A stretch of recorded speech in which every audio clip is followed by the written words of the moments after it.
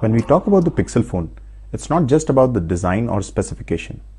It's a complete experience of hardware and software. It's a perfect blend of optimization and pixel-specific features into a phone. Sometimes some devices or products are the right fit for the requirements and expectations of a user. One such phone in my hand right now is a Pixel 4a. This phone has always been in the spotlight due to its value for money factor, and today I'm telling you all about Pixel 4a after 600 days of usage and my thoughts on Android 13 performance on this phone.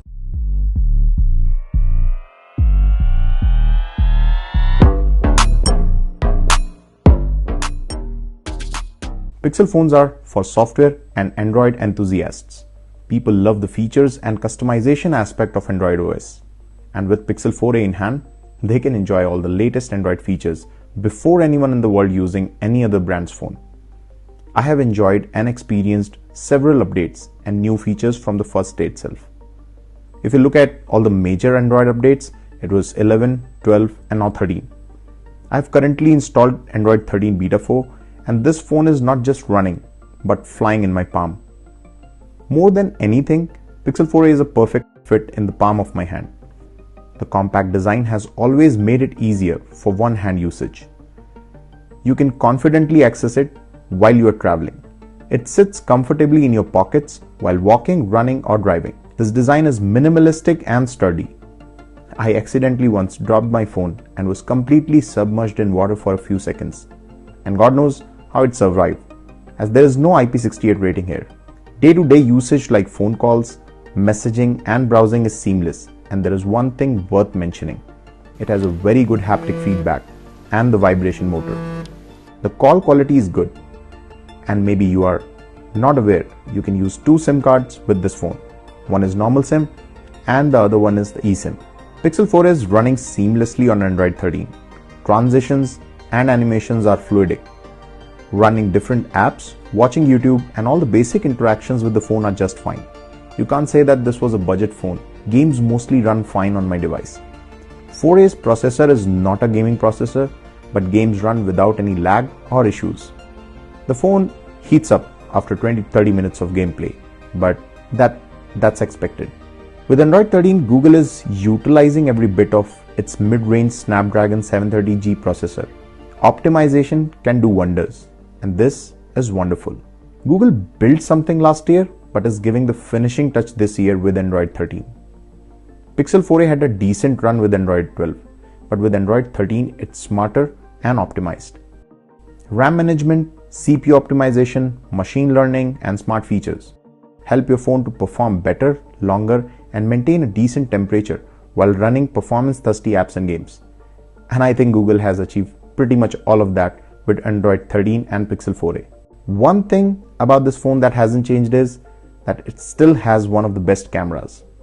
It's an old sensor, but the post-processing and computational photography in the camera are phenomenal. There are subtle changes in the camera app also, whereas you can adjust the exposure and contrast. There is a slight improvement in focus, and post-processing time also has been reduced. This sensor is old, but the photos are priceless. Its performance in outdoor lighting conditions is remarkable. The landscapes look great.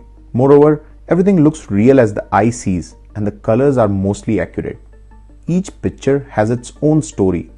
The edges are neat in the portrait shots, and this post-process blur surprises me most of the time as it completely transforms the picture into an amazing DSLR level shot. The pictures are natural and confident with every single shot. You can hold this camera and think I will take a bad shot, just point and shoot, it will still give you a good looking shot. Pixel 4a has one of the best point and shoot cameras in this segment. Shots in night sight mode have more detail in photo, and it lights up the dark environment every single time. It comes handy in low light situations. No other phone is near Pixel 4a in this category. The videos are decent, but we are still not there yet. Google still wants to break the ice in this area as iPhone is still at the top of this chain. I'm expecting Google to do something different with the Pixel 7 and Pixel 7 Pro launching later this year. So, sometimes good stories have tragic endings, and I have saved the most important part for the last. There are some advantages and disadvantages of a small and compact phone. It really feels good to hold your phone, but then it also has a smaller battery. Pixel 4a was having a good battery backup with Android 11, but after updating to latest version, it started falling apart. It's fine when it's idle, there are no battery drainage issues or such, but the screen on time has drastically reduced. I'll give you all that information. Just sit tight, and if you haven't, please press that red button to subscribe to the channel, and it's really appreciated. Android 13 is giving screen on time of 3 to 4 hours. To be more precise, I have observed many times I ended up with a screen time of 3 hours 40 minutes.